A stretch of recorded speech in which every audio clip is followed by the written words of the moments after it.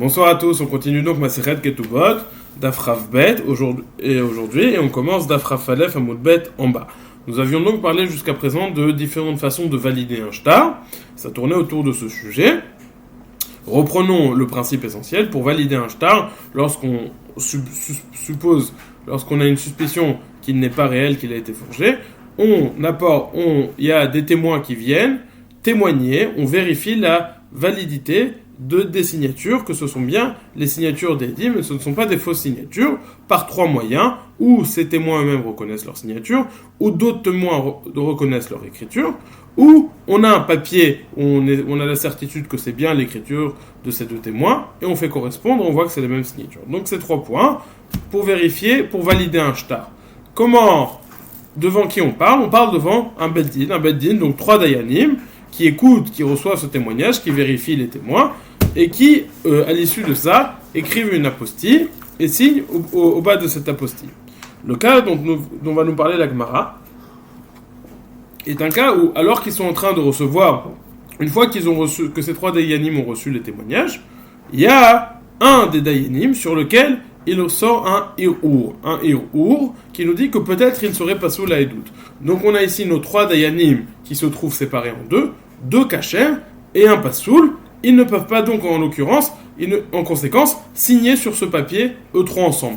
Que faisons-nous? Eh bien, nous avons un moyen très simple de rendre cette personne kasher, c'est si ces deux dayanim témoignent sur sa kashrut.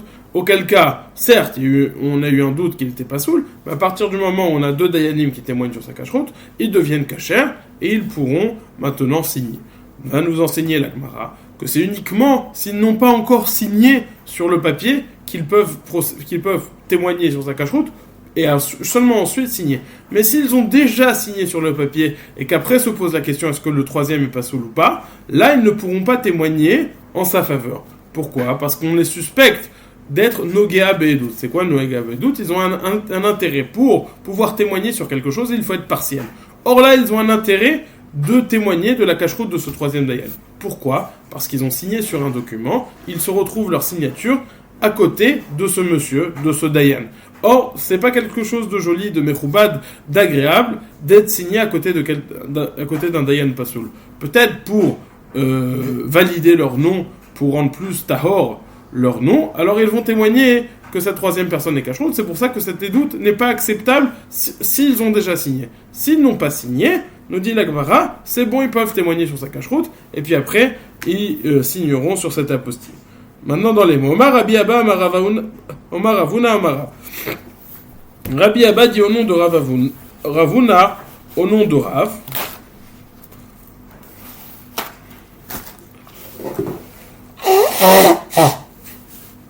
Shlosha shiyashvu lekayem et ashtar, vekara arar alechan mem. Trois dayanim qui se sont installés pour valider un shtar, et il est arrivé arar, un hirour sur un psoul, d'un de ces trois dayanim. Quel est le din? Ad shelo chetmu meidim alav vechotem. Tant qu'ils n'ont pas encore signé, alors les deux peuvent témoigner sur ce troisième, et puis après ils vont procéder aux signatures. Mi shechatmu en meidim alav vechotem. Par contre, s'ils ont déjà signé, ils ne pourront pas témoigner en sa faveur, comme on a expliqué, parce qu'ils sont noagés à Bedout, ils ont un intérêt à ce témoignage, donc ce témoignage n'est pas acceptable. Demande la Gemara, va rentrer dans les détails. Ir demai, comment est-ce que, quel chachage de psoul on a eu sur cette personne? Demande la Gemara, ir de gazlanuta, si on a deux témoins qui sont venus, qui disent, vous savez, ce dayan est un voleur, on l'a vu voler, c'est un voleur. Demande la Gemara, si on a deux témoins qui témoignent sur ce dayan que c'est un voleur, à quoi vont bien servir les deux autres témoins qui vont témoigner que ce n'est pas un voleur? On a un principe que lorsqu'il y a deux témoins contre deux témoins, alors ça ne marche pas, on ne peut pas écouter plus l'un que l'autre. Et donc, comment est-ce qu'on va pouvoir cachériser ce dayan? A fortiori, on ne parle pas... on est obligé de dire qu'on ne parle pas du cas où il y a deux témoins qui viennent dire qu'il est pas soul de Xela. Dit la Gemara, une autre opposition. Irar de Gamishpacha, Gilou Milta Beralmai. si on vient dire que ce Dayan n'est pas soul, parce que par exemple, c'est un esclave, c'est un Eved. Tosfot explique, on ne sait pas vraiment si c'est un Eved, mais on dit que dans sa famille, il y a un Eved, et que donc toute la famille, elle est Becheskat, elle a un Safek de Eved. Donc, étant donné qu'on a un tel témoignage sur sa famille, là, nous dit la Gemara, les deux témoins pourraient venir et le rendre caché. Mais la Gemara a un autre problème. Étant donné que c'est quelque chose qui va finir par se faire savoir, donc on n'est pas chachash, on n'a pas de question à savoir est-ce que quelqu'un va être nogéa bedout, parce qu'une personne ne va pas mentir si c'est quelque chose qui va de toute façon se faire découvrir, se savoir.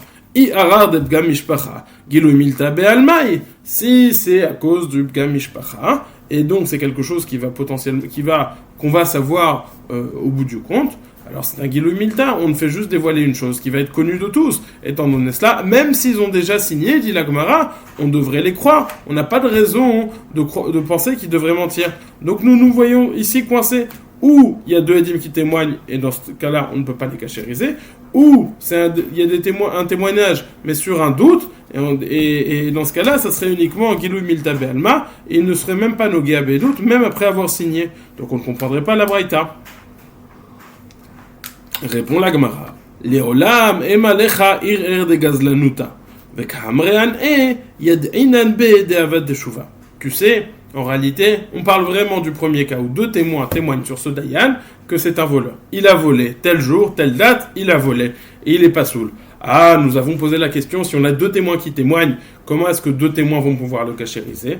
Dit la Gemara, oui, ils disent pas qu'il n'a pas volé. C'est vrai, deux disent il a volé, deux disent il n'a pas volé, c'est insoluble, on est dans le doute.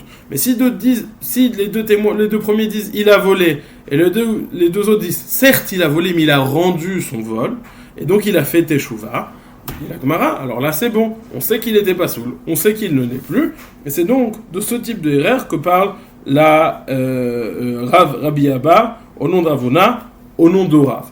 En tout cas, il vient nous dire que s'ils n'ont pas déjà signé, tant qu'ils n'ont pas signé, ils peuvent témoigner pour sa cache-route. À partir du moment où ils sont signés, il y a un problème de Nogéa Bedout. Continue la Gemara. Omar Abzeira, Hamilta mi Rabbi Abba shmiali, ve'ilo Rabbi Abba min akosh charta. Cet enseignement, dit Abzeira, je l'ai entendu de Rabbi Abba. Mais si ce n'était Rabbi Abba de Acre, Shacharta, je l'aurais oublié. Quel est cet enseignement?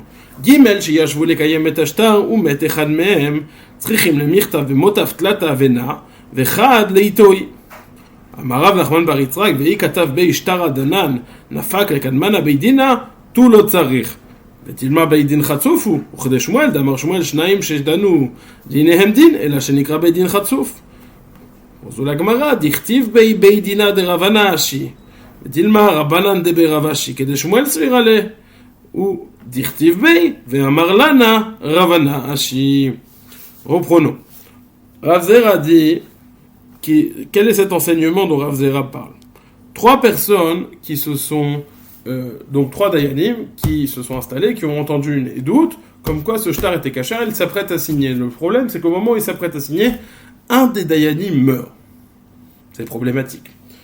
Maintenant, l'apostie, on peut toujours la faire sortir au nom de deux, puisqu'on a reçu le témoignage à trois. Donc il y avait un beddin qui a validé ce shtar, simplement au moment d'écrire le document, au moment d'écrire le tampon. Alors là, on a besoin, il ne reste que deux. Le problème, ils peuvent signer à deux théoriquement. Le problème est que s'ils commencent à signer à deux, il y a quelqu'un d'autre, et puis après, ce créancier, il va aller dans un autre beddin avec ce shtar réclamer son argent. On va lui dire, monsieur, ce shtar n'est pas validé. Mais il faut un beddin pour valider un shtar. Là, il y a que deux personnes qui ont validé. Ils ne vont pas pouvoir encaisser l'argent. Alors, il ne va pas pouvoir encaisser l'argent. Comment fait-on pour pallier à ce problème? C'est-à-dire, théoriquement, c'est bon, mais quelqu'un qui voit ce shtar, il va croire que c'est un beddin qui s'est trompé, où il y a que deux personnes qui ont validé le shtar et pas trois. Donc, comment fait-on? Dit la Gemara, Gimel sheyashvu lekayem et ashtar umeit echad mehen. Trois personnes, trois dayanim qui se sont installés pour valider le shtar, et il y en a un des trois qui est mort. Tzrichim le mirta vemoitav tlata avina vechad litoi. Ils doivent préciser dans l'apostille qu'ils écrivent ils doivent préciser, on était 3, on a reçu les doutes à 3, et il y en a un qui est décédé, il y en a un qui n'est plus. Alors, dans ce cas-là, notre Bedin comprendra que ça a été fait Kadat Vekadin avec 3 Dayanim. Omar Rav Nachman bar Yitzhak. Veikatav Shtara Danan Nafak Lekadmana Beidina, tout l'autre Tzarich. Rav Nachman bar Yitzhak dit ici, on écrit sur cette apostille que ce shtar a été présenté devant le Bedin et nous l'avons vérifié.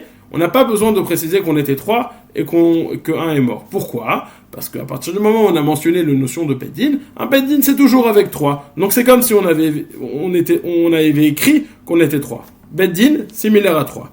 Demande la Gemara, c'est pas forcément vrai, dit la Gemara qu'un Beddin c'est 3. Il y a une opinion de Shmuel qui dit qu'un Beddin qui tranche des psakim à 2, alors certes ce n'est pas un bon Beddin, c'est un Beddin qu'il appelle Beddin Khatsouf, effronté, mais ça reste un bon Beddin dans ce sens-là que le din qui est tranché est valable. Donc on peut, même si on écrit Beddin, va demander la Gemara, même si on écrit Beddin, on peut comprendre que c'est 2. La Gemara va proposer, en fin de compte, on va vous lire dans les mots, mais en fin de compte, la Gemara dit, quand j'ai dit que si on écrivait le Beddin, ça suffit, on avait dit Beddin avec le Gadol Hador de l'époque qui s'appelait Ravana Hashi, et Ravana Hashi, c'était sous sa décision, et que on comprend bien qu'il y avait 3 Beddin, 3 Dayanim dans ce Beddin. Rav Nachman bar Yitzhak, je reprends. Rav Nachman bar Yitzhak dit Vei katav be'shtara danan nafak lekadmana beidina tout le tzarich. Si on écrit sur ce shtar, sur l'apostille, qu'il est sorti devant nous, il a été présenté devant nous le Beddin, on n'a plus besoin d'écrire qu'on était dans 3. Demande la Gemara, Vedilma beidin chatzufu uchde Shmuel damar Shmuel shnaim shetanu dinem din ela shenikra beidin chatzuf. Peut-être s'agit-il d'un Beddin Khatsouf, comme l'opinion de Shmuel, qui dit que un Beddin, 2 Dayanim qui auraient rendu un din, ça serait un bon din, même si ça s'appelle un Beddin Khatsouf. Réponse de la Gemara, Dirtiv Bey Beidina de Ravana Hashi. Parce qu'il y a écrit sur ce shtar, c'est le Beddin de Ravana Hashi, donc, qui ne pensait pas comme Shmuel. La Gemara s'étonne toujours, Vedilma Rabbanan de Ravana Hashi, quel est Shmuel Tzvirale. Peut-être les Rabbanim de ce Beth Midrash de Ravashi, malgré tout, eux-mêmes, ils pensaient comme Shmuel. On dit non. Dirtiv Bey va Marlana Ravana Hashi, parce qu'on a écrit sur ce shtar que Ravashi s'est occupé de ce shtar. Étant donné que Ravashi s'est occupé de ce shtar, il a parlé de ce shtar. Donc là, c'est sûr qu'il y avait un Beddin de 3. Donc le din qu'on a enseigné, 2 dinim, 3 dayanim, et il y a un psoul qui se dévoile sur un des dayanim. Eh ben, on peut témoigner sur les 2 autres dayanim peuvent témoigner sur sa cacheroute avant de signer, mais si c'est après de signer, après avoir signé son Nogab et Doutam. Quel type de héros? La Gemara dit Hiro de Gazlanota, que c'était un voleur, et il témoigne qu'il a fait Teshuvah. Ça c'est le premier din. Deuxième din, s'ils étaient 3 au moment du Kiyum Ashtar, et puis après au moment de la signature, où ils doivent signer l'apostille, ils ne se retrouvent à être plus que 2, ils doivent préciser qu'ils étaient 3 auparavant, pour pas que quelqu'un vienne pour pas qu'un autre Bedin vienne à se tromper. On continue donc avec la Mishnah. Vous avez remarqué que la Mishnah précédente était une Mishnah qui parlait des dinim de Shtarot, qui passait au travers Agav, la Mishnah qui parlait du péché Assar ou péché Itir. Si on reprend l'ordre des Mishnayot, on avait la première Mishnah du Perek qui parlait des discussions de Ktuvot, donc qui était une suite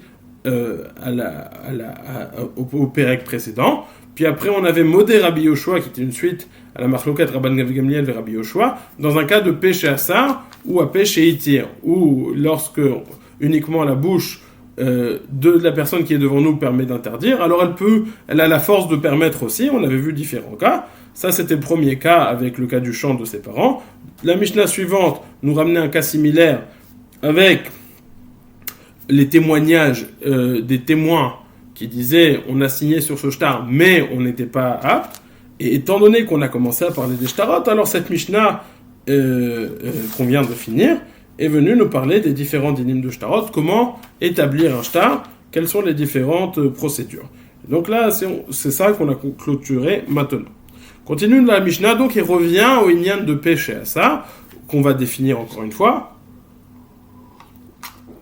Lorsqu'une personne va nous révéler qu'elle a un interdit qu'on ne connaissait pas, et dans une même voie, elle va dire oui, mais cet interdit n'est plus pour une raison qu'elle va donner, étant donné que tout ce qu'on savait sur elle, tout l'interdit qu'on sait sur elle, c'est uniquement basé sur ce qu'elle a dit, et dans cette même phrase, elle a dit qu'elle était aussi permise, donc elle était interdite, elle est devenue permise, donc pour nous, elle est permise. Ce qui n'est pas le cas si on a une autre source de savoir, de connaissance, pour savoir si elle était interdite ou pas.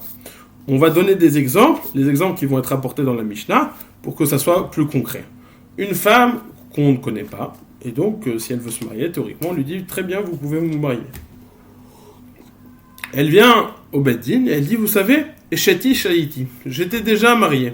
J'étais mariée à un homme. Mais, Grouchani, mais je suis divorcée. » Et donc, en conséquence, elle peut se marier avec n'importe qui. Alors, elle peut se marier, elle n'est pas liée à son premier mari. Maintenant, si on savait que cette femme était mariée, le simple fait de dire Grouchani, on ne la croit pas. On a besoin de témoins. Mais, étant donné qu'on sait qu'elle est mariée uniquement basée sur sa parole, et cette même parole dit qu'elle est maintenant divorcée, on est obligé de prendre le package tout entier de sa parole. Par contre, si on a des témoins qui nous disent qu'elle était interdite, c'est-à-dire qu'elle était mariée, alors là, ça ne suffira pas qu'elle dise « je suis divorcée » pour qu'elle puisse se marier. Elle va devoir apporter des preuves. Donc ça, c'est le cas de péché assar, avec le cas où ce n'est pas un péché assar. Lorsque c'est elle qui s'interdit « j'étais mariée, mais je suis permise parce que je suis divorcée », on la croit sur toute la ligne. Si c'est pas elle qui s'interdit parce qu'on a des témoins qui nous disent qu'elle était mariée et elle vient juste dire « je suis divorcée », alors là, c'est pas suffisant, elle doit apporter des preuves au fait qu'elle est divorcée. Exemple numéro 1. Exemple numéro 2 que va rapporter la Gemara. Oui, donc, premier exemple, c'est est-ce qu'elle peut se marier. Deuxième exemple, une femme qui a été captive, en l'occurrence, entre les goyim, on a une probabilité très élevée qu'elle a une relation avec une de ces personnes. Et quel est le problème ? À partir du moment où elle a une relation avec une de ces personnes, elle a une relation qui la rend impropre à la Keuna. Pourquoi ? Parce qu'elle a une relation avec quelqu'un qui n'est pas sous la Keuna, elle devient, en l'occurrence, elle-même pas sous la Keuna, elle ne peut pas se marier avec un Kohen. Maintenant, reprenons notre cas. Si on sait qu'elle a été captive, alors bon, elle devient psoula la Keuna et interdite de se marier avec un Kohen. Mais si on ne sait pas qu'elle était captive, et c'est elle qui vient un beau jour au Beddin et dit, vous savez, j'ai été captive, mais malgré tout, je suis théora, c'est-à-dire où je n'ai pas eu de relation, où j'ai eu des relations, mais avec quelqu'un qui était cachère. Enfin, peu importe ce qu'elle nous dit, mais elle nous dit qu'elle est théora, qu'elle peut se marier avec un Kohen. Étant donné, encore une fois, que la seule raison, la seule base d'information qui l'interdirait, c'est elle qui nous la donne, donc elle a autant de force dans cette phrase pour nous dire qu'elle est aussi permise. Péché à ça, ou à péché itir. Par contre, s'il y a des témoins, c'est ce qu'on a dit, comme ça on l'a introduit, s'il y a des témoins qu'elle était captive, on ne la croit pas de dire qu'elle était théora. Maintenant, on va voir dans les mots, dans la Mishnah. Aïcha, Shamra, Eshati, Shayiti, Grusha, Nine, Menet, Shapé, Shasa, ou Apé, Shaiti. Nous dit la Mishnah, une femme qui a dit j'étais Eshatish, j'étais mariée, et maintenant je suis divorcée. On la croit, car la bouche qui a interdit, la bouche qui a dit je me suis mariée, j'étais marié, c'est la même bouche qui a permise celle qui a dit je suis divorcé. Par contre, si on a eu un témoignage extérieur à sa bouche qui nous dit qu'elle était mariée, et qu'elle dit je suis divorcé, ça ne suffit pas, on ne la croit pas. Amra, si, premier exemple, ça c'était le premier exemple. Deuxième exemple, Amra nishbeti vetehora ani. Si elle dit j'étais captive et je suis pure quand même, et donc je suis kshera la Kohen, on la croit, elle peut se marier avec un Kohen, chez Asa ou à péché itir, car la bouche, la parole qu'il a interdite en disant j'ai été captive, c'est la même parole qui la permet en disant je suis théora. Par contre, im yashedim chez nishbit viomeret théorani, si on a des témoins sur sa captivité, et elle dit malgré tout, je suis théora, ça ne marche pas, parce que c'est pas sur la base de son information, de sa bouche, c'est pas sur sa base à elle qu'on a cette information qu'elle est interdite, donc elle ne peut pas se permettre toute seule. Ça, ce sont deux cas de péché Essa ou péché Itir. Fini la Mishnah. Ve'im mishenised ba'uedim arezu lotetse. Tout ce qu'on a dit, que si les témoins sont venus, alors elle est interdite. C'est ça ce qu'on a dit. On a dit, s'il y a des témoins qu'elle était mariée, ou s'il y a des témoins qu'elle était captive, et qu'elle dit je suis Théora, ou dans le premier cas, elle dit je suis divorcée, alors elle ne peut pas se marier. On ne la croit pas, elle ne peut pas se marier. Nous dit la Gemara, nous dit la Mishnah, Ve'im misheniset ba'uedim, si elle s'est déjà mariée sur la base de son péché à ça, puis après viennent les Edim, viennent les témoins, dit la Mishnah, arezu lotetse, elle n'a pas à divorcer de son mari. Il va y avoir discussion dans la Gemara si cette phrase se rapporte uniquement à la Sefa de la Mishnah, à la dernière partie de la Mishnah, dans le cas de Shvuya, de celle qui est captive, ou même au premier cas de la Mishnah. Donc ça, c'est la Mishnah qui nous rapporte encore une fois deux cas de péché assa ou à péché itir. Omar Rav Asi, minayin, comment dit la Gemara? Omar Rav Asi, minayin le ha-péché assa ou ha-péché itir mina Torah. D'où sait-on ce principe que la bouche qui permet, la capacité de, la bouche qui interdit, a la capacité de permettre? Car il est dit dans la Torah, et biti natati laish azeh. Laish asara, azeh itira. Il est dit dans la Torah au sujet de quelqu'un qui a des ta'anot de Betoulim sur sa jeune épouse, que le père de la Kala vient et il dit au Chachamim, et biti natati laish azeh, j'ai donné ma fille à, littéralement ça se traduirait, à un homme, celui-là, laish azeh. Dit la Gemara, au moment où le père dit j'ai marié ma fille à un homme, alors elle est interdite à tout le monde, parce qu'on ne sait pas à qui elle s'est mariée. Lorsqu'elle précise celui-là, hazé, alors par ce fait-là, elle le permet à son mari. Dit la Gemara. Minayin le péché assa ou péché itir minatora, d'où sait-on avons un mécor minatora pour péché assa ou péché itir? Car il est dit, et piti natati la ish azeh, j'ai donné ma fille à un homme celui-là. La ish asara, lorsqu'elle a dit à un homme général, elle a interdite à tout le monde, hazeh, mais lorsqu'elle a dit celui-là, alors elle a permise à son mari. La Gemara s'étonne même de la question, la malikra svaraou, svaraï, hu asara, vehu sharela. Je comprends pas. C'est pas un pasouk, ça je peux le savoir de Svara, c'est une Svara très claire. Étant donné que lui l'interdit, lui peut la permettre. La bouche interdit, la bouche peut permettre. Et la kitz tarir kra, l'echderavuna amarav, d'amaravuna amarav, minayin le av, she'aneman le sor et bito minatora, she'nemar et bitin atate leishazeh.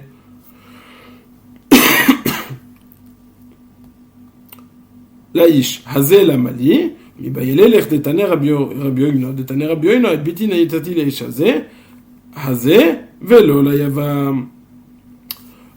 pourquoi avons-nous tout? Quel était le besoin de cette dracha? Quel était la dracha recherchée? Alors, nous dit la Gemara, il y a deux mots, il y a deux drachas. Il y a la dracha de Laish et la dracha de Hazé. Dit Laish, dit la Gemara, on a besoin de ça pour nous dire qu'un père qui dirait j'ai marié ma fille à tel homme, alors il est Néhéman, on le croit, et cette fille devient interdite à tout le monde. Pourquoi? Parce que le père a la capacité de marier sa fille, étant donné qu'il a la capacité de recevoir les kiddushin pour sa fille, donc on le croit s'il dit je l'ai mariée, et elle est interdite au monde entier comme toute femme mariée. Hazé la mali, pourquoi avons-nous besoin de cette précision uniquement cet homme-là?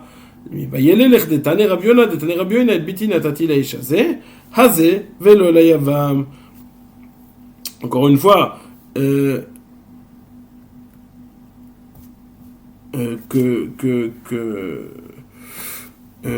pasuk parle de la sugia de Motzi Shemra. Qu'est-ce que la sugia de Motzi Shemra? Si le jeune marié dit qu'il n'a pas trouvé des bétoulim à sa jeune épouse, et il y a tout le processus, et il s'avère qu'en réalité elle avait des bétoulim, mais il a juste menti, alors il a un knas à payer, il devra payer un knas. Dit la Gemara, Hazé velo la yavam. C'est seulement s'il dit ça à sa femme. Mais si cette dame était mariée avec ce monsieur, ils étaient fiancés, et elle a dit, et ce monsieur est mort.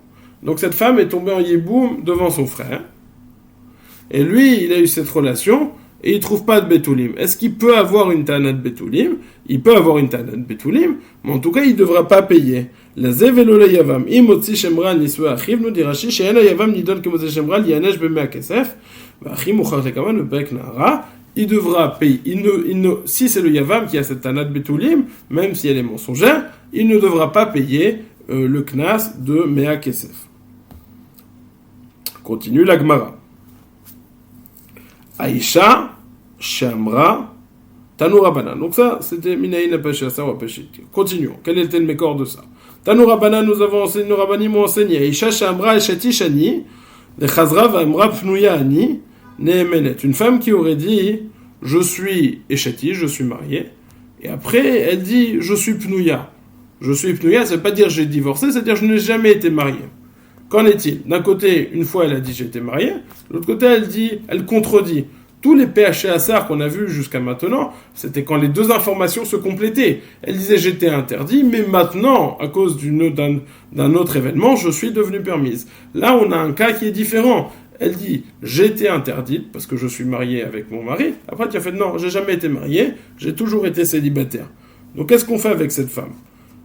La Gemara dit, elle est née nette, on la croit, et donc elle peut se marier.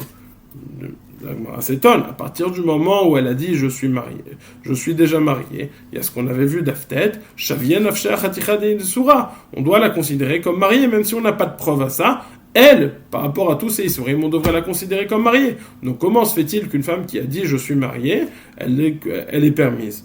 Amarava baravuna kegon shenatna amtala lidvarea. Si elle s'est expliquée, alors c'est bon. Comment est-ce qu'elle s'est expliquée? On va voir. Tanyana miachi, nous avons enseigné aussi comme cela. Achi, encore une fois, c'est-à-dire quoi qu'elle s'est expliquée? C'est-à-dire qu'elle a expliqué pourquoi au début elle a dit Eshatish et pourquoi maintenant elle a dit Pnouya. On va voir, elle a dit Eshatish parce que on voulait lui proposer plein de Shidduchim qui, à son sens, lui convenaient pas. Alors elle a dit, écoutez, laissez-moi tranquille, je suis déjà marié, ne me proposez plus rien du tout, que personne ne vienne me voir. Puis après, elle a rencontré quelqu'un qui lui plaisait et qui lui correspondait, on lui a proposé quelqu'un qui lui plaisait, qui lui correspondait et qui lui allait bien. Elle a dit, bon, maintenant je suis Pnouya, j'ai plus besoin de dire que je suis Eshatish, que je suis marié. Non, je suis libre. C'est ça le type de Hamtala. Donc dans ce cas-là, on comprend pourquoi elle a dit Eshatish. Ça se contredit pas. Elle s'explique. À partir du moment où elle s'explique, nous dit la Gemara, on la croit et on peut se baser sur cette deuxième information qu'elle est permise. Continue la Gemara. Tanya Namiyachi, nous avons enseigné aussi comme cela dans une braïta. Amra Eshatish Ani vechaz Rava Amra Pnouya Ani enane menet. Si elle a dit je suis Eshatish, je suis mariée, et après elle revient et elle dit je suis célibataire, on ne la croit pas. Donc ça c'est contre notre premier dit. Par contre, s'il a expliqué ces paroles, pourquoi avant elle a dit Eshatish et maintenant elle est Pnouya, alors on la croit. Quel exemple? Il y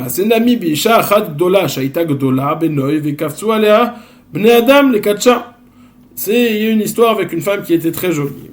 Et les gens ont sauté sur elle, pas littéralement, pour se marier avec elle, pour la proposer en mariage. Elle a dit bon, laissez-moi, je suis déjà marié, je suis déjà fiancé, je suis déjà Mekudeshet. Et Yami Mamda avec Itchat après, c'est bon, est venu le jour où elle a dit c'est bon, je me suis marié, elle s'est mariée avec quelqu'un. Chachamim lui ont demandé Amroula Chachamim Maraïd la Sotken. Chachamim lui ont demandé mais pourquoi tu fais ça? Un coup tu dis que tu es marié, un coup tu dis que tu n'es pas marié. Amra lahem batrila shebaou alay anashim sheina meuganim amarti mekudeshet ani עכשיו שבאו עליי אנשים מעוגנים, עמדתי וקידשתי את עצמי. וזו הלכה העלה רבחה שר הבירה לפני חכמים בהושע, ואמרו, אם נתנה אמתלה לדבריה, נאמנת. Elle a expliqué ses dires. Elle a dit, au début, les gens qui venaient me voir, ils me correspondaient pas. C'était pas le profil que je recherchais. Donc j'ai dit que j'étais marié. Après, quand on m'a présenté chez Elam Mougalim, c'est un peu plus que ça. Des gens qui ne sont pas bien, pas des gens de valeur. Mais une fois qu'on m'a présenté des gens qui étaient méoganim, alors là j'ai accepté et je me voilà donc fiancé.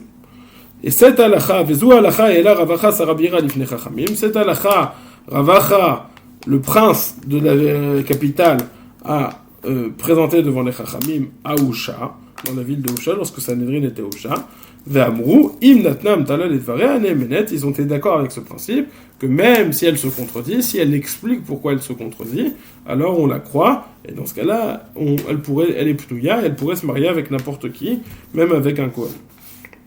Continue la Gemara. Bohémine Shmuel Mirav. Amra Tmeani. Vechazra Vamra Teorani. Si elle a dit je suis impur, par exemple je suis Nida. Puis après, elle dit ça y est, je suis Théora. C'est bon, je suis plus Nida. Maou, est-ce qu'on va la croire sur le fait qu'elle est Théora, comme dans le cas précédent où elle dit j'étais mariée, maintenant je n'ai jamais. Elle a dit j'étais mariée et après elle dit je n'ai jamais été mariée. Alors là aussi elle dit j'étais Tméa, mais en fait je suis Théora, je n'ai jamais été Tméa. Est-ce qu'on va la croire comme on la croit avant, comme on la croit dans le cas précédent? Amarlei av bezu imnatna amtala litvarea neemenet. Même dans ce cas-là, si elle s'explique, et on la croit. Tanamine erbaim zimnim da filu achilo avad Shmuel uvda benafshe. Shmuel il a enseigné ce cas, cette réponse 40 fois, et malgré tout, quand la situation s'est présentée, où la femme de Shmuel lui a dit « je suis Tméa », après il lui a dit « je suis Théora », il n'a pas réussi à se permettre la chose. Donc encore une fois, lorsque la femme dit deux choses contradictoires, si elle explique pourquoi elle a dit ces deux choses contradictoires, on peut croire la deuxième solution, la deuxième proposition plus que la première. Maintenant, on va rentrer dans une Gemara qui est jusqu'en bas du Hamoun, qui va nous proposer un cas lorsqu'on va avoir deux témoignages du contradictoire, à savoir est-ce que la femme va être permise pour se marier avec quelqu'un d'autre ou est-ce qu'elle va être interdite. Quels sont les cas? Les cas où on va avoir deux témoins qui nous disent cette femme, son mari est mort, deux témoins qui disent son mari n'est pas mort. Si son mari est mort, elle est permise. Si son mari n'est pas mort, elle est interdite parce qu'elle est toujours liée à lui. Cas numéro 1. Cas numéro 2. Deux témoins nous disent cette femme est divorcée. Deux témoins nous disent cette femme n'est pas divorcée. Quelle est la halakha? Comment va-t-on faire, sachant qu'on a le principe de trait ou trait, lorsque deux témoins s'affrontent 2 contre 2, alors ça devient problématique, on ne peut pas trancher réellement. Donc comment est-ce qu'on va faire dans ce cas-là? Tanu Rabbanan, nos rabbanim ont enseigné Shonu shnaim omrim met ou shnaim omrim lo met. Shnaim omrim nidgarsha ve shnaim omrim lo nidgarsha, areizu lo tinase, veim niset lo tetse. Rabbi Menachem bar Rabbi Yossi omer, tetse. Omar Rabbi Menachem bar Yossi, et mata yani omer tetse, bizman shebaou edim, v'achar kach niset. Aval niset, v'achar kach baou edim, lo tetse. Nous avons donc une marloquette entre Rabbanan, Tanakama, et Rabbi Menachem bar Yossi, nous allons voir tout de suite. Dans les mots, deux edim disent qu'elle est morte, que son mari est mort, Mechila, je reprends. Deux edim disent que son mari est décédé, est mort, et deux edim que son mari n'est pas mort. Pareillement, deux edim disent que son mari l'a divorcé, et deux témoins disent que son mari n'a pas divorcé. Qu'est-ce que cette femme peut-elle faire? Arezu lo tinase. Elle n'a pas à se marier, elle n'a pas le droit de se marier, c'est un doute. Par contre, imniset, si elle s'est mariée malgré tout, arezu lo tetse, elle n'a pas divorcé de son mari. Donc, lechatrila, elle ne se marie pas, nous dit Tanakama, bediavad, après coup, si elle s'est déjà mariée, elle n'a pas à divorcer. Rabbi Menachem bar Yossi omer, tetse. Rabbi Menachem bar Yossi n'est pas d'accord avec cet enseignement que si elle s'est déjà mariée, elle n'a pas à divorcer. Il dit tetse. Mais il précise, Amar Rabbi Menachem bar Yossi, et matayani omer tetse, bizman shebaou edim v'achar kach niset. Aval niset v'achar kach baou edim lo tetse. Il dit quand est-ce que je dis qu'elle doit se marier? Si deux témoins ont dit que son mari est mort, et donc elle a dit c'est bon, je peux me marier. Elle s'est mariée sur la base de ces deux témoins. Seulement après sont venus les deux autres témoins disant qu'elle était interdite. Rabbi Menachem bar Yossi dit dans ce cas-là, je suis d'accord qu'elle n'a pas à divorcer. lorsque je dis qu'elle doit divorcer, c'est lorsqu'il y a 2 témoins qui sont venus disant elle est permise, 2 témoins disant elle est interdite, et donc elle avait déjà le safek face à elle, et là elle a dit, bon, ok, j'y vais quand même. La Rabbi aussi n'est pas d'accord, et dit, on l'a punie, elle s'est mariée en sachant qu'il y avait un interdit, on l'a punie, elle doit divorcer. Donc reprenons la marloquette, les khatrila arezulotinase, ça c'est selon tout le monde, que selon l'opinion de Tanakama, ou selon l'opinion de Rabbi Menachem et Rabbi aussi. Si elle s'est mariée béhéter, tout le monde est d'accord, c'est-à-dire que si elle s'est mariée après la venue des 2 premiers édimes qui ont dit qu'elle était permise, ça tout le monde est d'accord que même après la venue des derniers édimes, elle n'a pas à divorcer. Ok? Les khatrila, elle ne doit pas divorcer. Si elle s'est mariée béhéter, elle ne doit pas divorcer. Si elle s'est mariée en sachant qu'il y avait un interdit, alors là il y aura discussion. Rabbanan pense qu'elle n'a pas à divorcer, tandis que Rabbi Menachem Bar Yossi vont dire, eux, quant à eux, qu'elle doit divorcer. C'est très simplement marloquet. Demande la Gemara, Mirde tre ou tre ninhu, abal eha be'asham taloui kai. Un hacham taloui, un korban, c'est un korban qu'on fait lorsqu'on a fait une avera beshogeg sans savoir si c'est une réelle avera et sans savoir si on a réellement transgressé la avera ou pas. Et dit la Gemara ici, Hacham Taloui Kae, en réalité ça ne se prête pas réellement à notre Gemara. Pourquoi? Parce que ici, lorsque ils restent mariés malgré tout, après qu'ils savent que c'est une situation de doute, ils devraient... Ils savent qu'ils rentrent dans l'interdit. Donc ça ne rentre pas dans la catégorie du shogeg, de ce qui est mechayev, un korban hacham taloui. Reprenons, un korban hacham taloui, c'est uniquement si la personne qui transgresse la avera ne sait pas si elle transgresse une avera ou pas, mais pas qu'elle sait que c'est un safek. Bon, en tout cas, la Gemara pose la question que c'est une avera qui, théoriquement, devrait rendre chayav. Hacham taloui, elle a une relation avec quelqu'un qui est peut-être échatiche, ça c'est problématique. Comment est-ce qu'on permet ça? En réalité, la question de la Gemara, selon Rashi, précisons, selon Rashi, et comment est-ce qu'on les permet, comment est-ce que c'est permis de vivre ensemble? Arrête, c'est un cas de safek, très ou très, étant donné qu'il y en a 2 qui disent permise, 2 qui disent interdite, comment est-ce qu'elle peut rester mariée avec ça? Dit la Gemara, répond la Gemara, Omar Rav Sheshet, Kigon Sheniset Lechad Meadea. Higoufa Be'asham Tolui Kaime, Bomeret Barili. Rav Sheshet nous répond, lui, elle s'est mariée avec un témoin qui a dit qu'elle était permise. Donc lui, le témoin, il est clair, il est sûr, il dit, moi, c'est complètement permis. Et elle aussi, elle dit qu'elle sait qu'elle est permise. Dans ce cas-là, étant donné qu'on a un safek entre les 2 édimes, nous dit Rashi, selon cette Gemara, elle, si elle a la certitude qu'elle est permise, et lui a la certitude qu'il est permis, ils peuvent se marier. Enfin, se marier les khatrila, on a dit que non, mais s'ils sont mariés, ils peuvent rester ensemble, et il n'y a pas de hacham talou. Donc ça, c'est le premier enseignement. On va voir un deuxième enseignement de Rabbi Yochanan, qui va encore développer ce premier enseignement. Reprenons, Marloket Rabbi Yossi, Marloket Tanakama vers Rabbi Menachem vers Rabbi Yossi. Ils sont d'accord en tout cas sur quelque chose, que lorsqu'il y a 2 témoins qui se contredisent si elle est permise ou pas, si elle dit « moi je sais que je suis permis » et son mari dit « je sais que tu es permise », même si les khatrila, elles ne se marient, ils sont interdits de se marier, Bedi Avad, ils peuvent rester ensemble sous certaines conditions selon Rabbi Menachem et Rabbi Yossi. Omar, Rabbi Yochanan. Rabbi Yochanan nous dit, continue. Shnaim omrim met ou shnaim omrim lo met. Arezu lo tinase vim niset lo tetse. Shnaim omrim nitgarsha ou shnaim omrim lo nitgarsha. Arezu lo tinase vim niset tetse. Rabbi Yochanan vient nous dire un enseignement qui ressemble grandement à l'enseignement précédemment enseigné, mais qui va présenter une différence majeure. Nous dit Rabbi Yochanan, 2 témoins nous disent que son mari est mort, elle est donc permise. 2 témoins nous disent que son mari n'est pas mort. Que fait-on? Arezu lotinase, elle ne se marie pas, elle n'a pas le droit de se marier. Ve'imniset lotetse, et si elle se marie, elle n'a pas le droit de divorcer. Elle n'est pas obligée, elle a le droit de divorcer, mais elle n'est pas obligée de divorcer. Donc ça, c'est conformément à ce qu'on a enseigné jusqu'à maintenant. Par contre, Shnaim omrim nitgarsha, 2 témoins disent qu'elle a divorcé de son mari. Shnaim omrim lo nitgarsha, et 2 témoins disent que elle n'a pas divorcé de son mari. Arezu lotinase, là encore, elle ne doit pas se marier les khatrila, elle est interdite de se marier. ve'im niset tetse. Mais là, on voit la grande différence. Si elle s'est mariée, malgré le fait qu'elle soit déjà mariée, elle doit quand même divorcer. Donc, dans le cas où les témoins témoignent qu'elle est morte, que son mari est mort ou pas, la question c'est de savoir est-ce que son mari est mort ou pas. Même Bedi Avad, elle n'a pas divorcé de son mari. D'ailleurs, étant donné que c'est Bedi Avad, si elle est déjà mariée, elle n'a pas divorcé de son mari. Par contre, si la question est de savoir si son mari a divorcé ou pas, alors, dit Rabbi Yochanan, dit Rabbi Yochanan, même si elle s'est mariée avec quelqu'un d'autre, elle doit divorcer.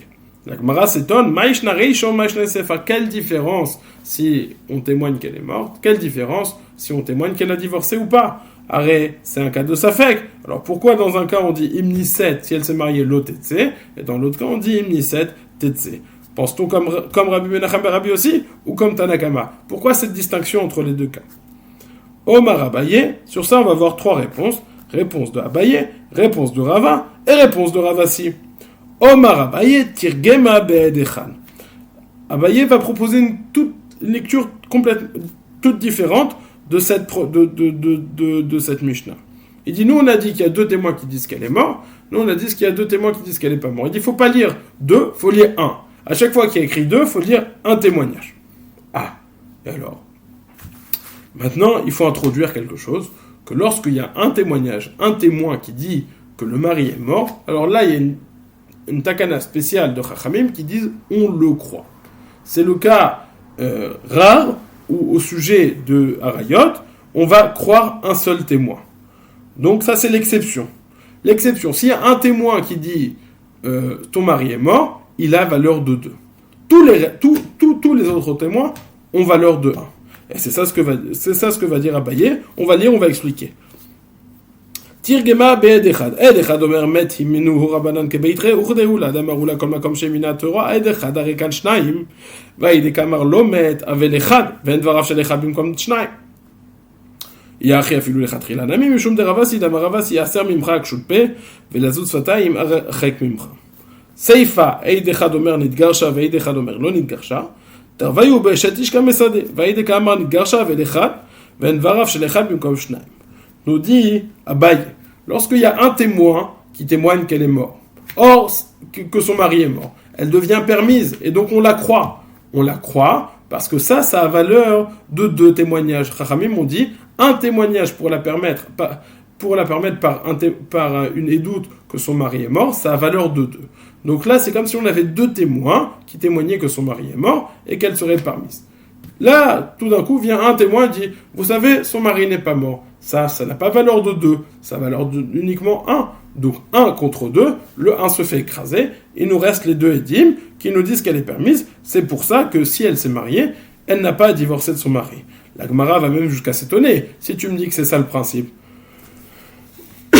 Alors même les khatrila, elle devrait être permise à son mari. La Gemara de répondre c'est vrai. Beikaron les khatrila minadin, elle est permise, tout va bien. Simplement, on a un principe, enlève de toi, éloigne de toi toute chose qui ferait parler les gens et qui ferait parler mal les gens de toi. Même si c'est quelque chose de complètement permis.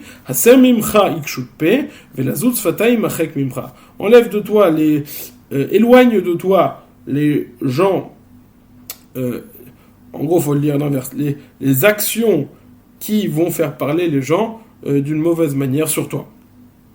Dans les mots, Tirgema be'edechad, Abaye dit, il faut lire cet enseignement de Rabbi Yochanan, pas avec 2 témoins, mais avec un seul aide. Aide echad omer met, lorsque le premier témoin dit que son mari est mort, imnuhu rabanan kebetre, rabanan nous croit comme 2, uchdeula damarula kol makom shemina Torah aide echad arekan shnaim, comme l'enseignement de Oula qui dit que à chaque fois que la Torah croit un seul témoin, ça a valeur de 2. Ve'haide kamar lo met. Maintenant, lorsque cet autre témoin dit qu'il n'était pas mort, havel echad, c'est 1. Ça fait 1 contre 2. Donc ça ne marche pas. C'est un lagmara. Yachi, afilu lechatchila nami. Si ça en est ainsi, peut-être que même les khatrila pourraient se marier. Mishum de Ravasi, Ravasi yasamimcha, kshotpe, velazos fataim achakimcha. Mais non, ça les khatrila, tu ne vas quand même pas te marier pour enseigner, pour t'éloigner de toute chose qui pourrait dire du mal de toi. La seifa. Dans la fin, au sujet des Kirushin, Ed echad omer nitgarsha, un témoin dit qu'elle a divorcé, mais ça n'a pas de valeur de 1, ça a la valeur de 1. Ved echad omer loni garsha, tandis qu'un autre témoin dit qu'elle ne s'est pas mariée. Tarvayu beshete shkamesad, les deux ils sont d'accord d'une chose, qu'avant qu'elle était mariée. Donc les deux parlent sur une femme mariée. Un dit qu'elle est divorcée, un dit qu'elle n'était pas divorcée. On ne sait pas, on ne peut pas trancher entre les deux, mais en tout cas ce qui est sûr, on reste sur la base que c'est une femme mariée. Étant donné que les deux sont d'accord qu'elle est mariée, maintenant un dit qu'elle a divorcé, ça n'a pas de valeur parce que c'est contredit par le témoignage de l'autre. Ça c'est l'explication de Abaye à la Braïta de Rabbi Yochanan, qui permet d'expliquer la différence. Pourquoi dans l'Ilgarsha, elle doit divorcer de son mari? Tout simplement parce que on ne sait pas. La raison est pourquoi dans l'Onidgarsha, pourquoi dans Met, elle peut rester avec son mari, parce que là il y a un caractère spécial qu'un témoin a la valeur de 2 pour la permettre à l'idée mitard en disant que son mari est mort. Enseignement de Abaye. Réponse de Abaye à la question posée sur Rabbi Yochanan. Maintenant on va voir la réponse de Rabba. Leolam treu treininu. En réalité, c'est vrai, comme tu as compris, lorsqu'on a dit Shneim Omrim ve Shneim Omrim, on ne parlait pas de 1 comme Abaye, on parlait effectivement de 2. Ah, tu as posé la question, s'ils sont 2, quelle différence entre la Reisha et la Seifa? Vera Rabbi Yochanan varav shel Rabbi Menachem Rabbi Yosi bekirushin, velora bemita. Maitama mita ena yechola mekrashato, girushin yechola mekrashato. Dit, Bémet, le Olam très ou très ninou, ils sont 2 contre 2. Et Rabbi Yochanan, il était d'accord avec l'opinion de Rabbi aussi, dans la Groucha, qui disent que dans la Groucha, si elle s'est mariée, alors qu'elle savait qu'elle était interdite, elle doit divorcer. Ça, c'est ce que l'opinion de Rabbi Menachem ben Rabbi aussi a dit. Mais Rabbi aussi, il n'a pas fait de différence entre Groucha et Met. Mais lui, il dit, moi, j'entends ça uniquement dans Groucha. Mais dans Met, j'ai une raison de permettre. Pourquoi? Parce qu'il y a un principe que je sais qu'une femme, lorsqu'elle va se marier, elle sait qu'elle rentre dans de potentiels gros problèmes de Issour Karet et de Mamzerut, etc. Donc je sais qu'une femme, lorsqu'elle rentre dans un mariage, elle vérifie. Et donc je me repose un petit peu sur ça, sur la vérification de cette femme, et c'est pour ça que je peux la laisser chez son mari. Je peux la laisser, je n'oblige pas à divorcer. Maintenant, lorsqu'il y a un Girushin,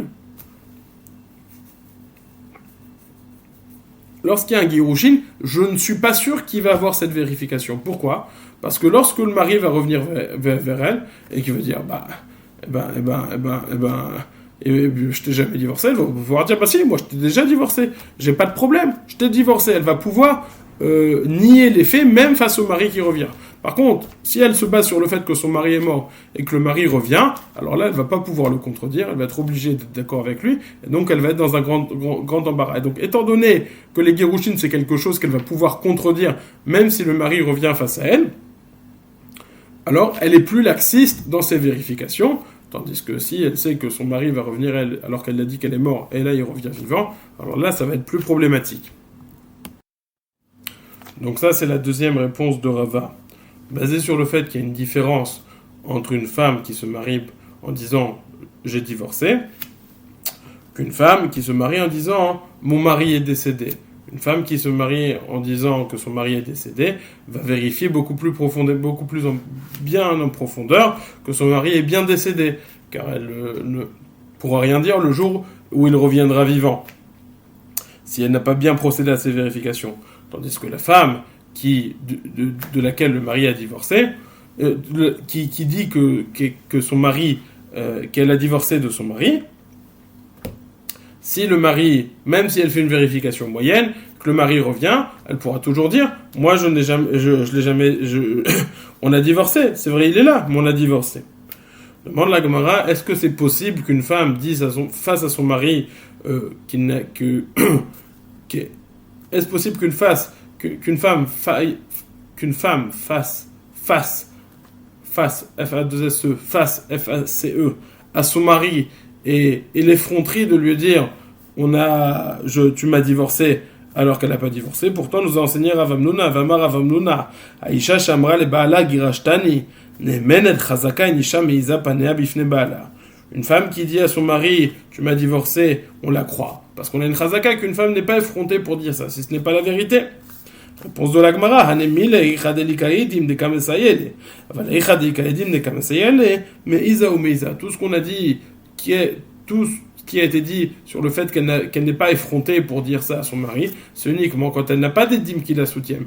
Mais là, elle a deux témoins, même s'il y a deux témoins contre elle, mais elle a deux témoins qui la soutiennent. À partir du moment où elle se soutient, elle y va, et elle est plus franche. Donc c'est pour ça que Rava ne fait moins confiance à ce type de femme. Elle dira qu'il devra divorcer de toute façon. Moi, elle fait moins confiance à la vérification, à ce type de vérification. Donc elle devra divorcer de toute façon.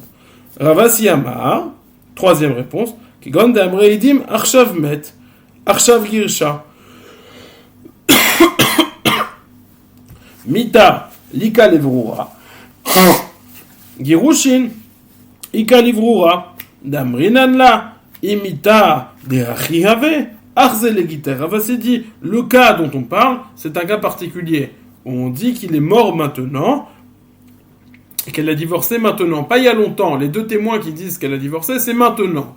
Or, si on dit qu'elle a divorcé maintenant, on peut lui réclamer une preuve. On lui dit, où est ton shtar? Et là, elle pourra pas dire, en si peu de temps, j'ai perdu mon shtar, je ne le retrouve plus, ce qui peut être une tana acceptée parfois. Là, étant donné qu'on est dans l'instant, alors on lui dit, où est ton shtar? Si tu n'as pas ton shtar, c'est normal qu'on va pas te croire. Et c'est normal que tu vas devoir divorcer, ne pas pouvoir rester avec ton mari. Tandis que mort, on n'a rien à lui demander, on n'a pas de preuve, donc on revient au dîne originel, qu'elle peut, que si elle s'est déjà mariée avec son mari, comme l'opinion de Rabbanan, elle peut rester avec son mari. Donc là, en reprenant ce qui a été dit, reprenons le premier enseignement avant Rabbi Yochanan, c'était lorsqu'on a un doute, si cette femme est permise parce qu'on a une contradiction entre deux témoins, ou mort, pas mort, ou divorcé, pas divorcée, que fait-elle? Elle n'a pas le droit de se marier. Si elle s'est mariée, qu'en est-il? Alors si elle s'est mariée béter, selon tout le monde, elle peut rester avec son mari. Si elle s'est mariée béissour, après que les quatre témoins, deux et deux témoins soient venus, alors là, machloket. Rabbanan disent, elle peut quand même rester avec son mari. Rabbi Menachem et Rabbi aussi disent, elle doit sortir, elle doit divorcer. Adkan, l'opinion de Nachman. La première partie. Deuxième partie, la Shitat Rabbi Yochanan, qui nous avait présenté cette contradiction entre si les témoins témoignaient qu'elle était morte, et si les témoins témoignaient que son mari est mort, ou si les témoins témoignent que son mari l'a divorcée. Lorsque son mari est mort, il disait qu'elle pouvait rester avec son mari. Tandis que lorsque son mari l'a divorcée, elle devait divorcer de son nouveau mari. Alors comment ces explications? Trois explications. Abaye qui nous a dit on ne parlait pas d'un témoin, on ne parle pas de deux témoins, mais d'un témoin. Et c'est pour ça que lorsque le témoin qui témoigne qu'elle est morte, ça, il a valeur de deux, donc c'est plus fort que tout. C'est pour ça qu'on va expliquer c'est comme ça qu'on comprend cette dynim. Rava dit, moi je suis l'opinion de Rabbi Menachem et Rabbi Yossi, mais uniquement dans le divorce, mais pas dans le mari, pas lorsqu'on dit qu'elle est morte. Lorsqu'elle a dit qu'elle a divorcé, là j'ai plus de crainte. Ravasi dit non, je vais pas comme Rabbi Menachem et Rabbi Yossi, je vais comme l'opinion de Rabbanan, que Léolam, elle peut rester mariée, sauf si j'ai un cas particulier où j'ai une ta'ana à lui demander, de lui dire où est ton guet, parce que les témoins témoignent qu'elle a divorcé maintenant. Donc trois réponses. Abaye, il dit qu'on parle d'un seul témoin. Rava dit qu'il y a une différence entre Girushin et pas et Mita, parce que dans Girushin, elle pourra toujours, même si son mari revient, elle pourra toujours le contredire et lui dire en fait on est divorcé, ce qui n'est pas le cas si elle a dit qu'il était mort et son mari revient vivant. Troisième cas de Ravasi qui dit non, troisième réponse de Ravasi pour expliquer Rabbi Yochanan qui dit non, on parle d'un cas particulier où on dit qu'elle a divorcé maintenant, étant donné qu'on dit qu'elle a divorcé maintenant, on peut lui dire où est ton guet. Bonne soirée.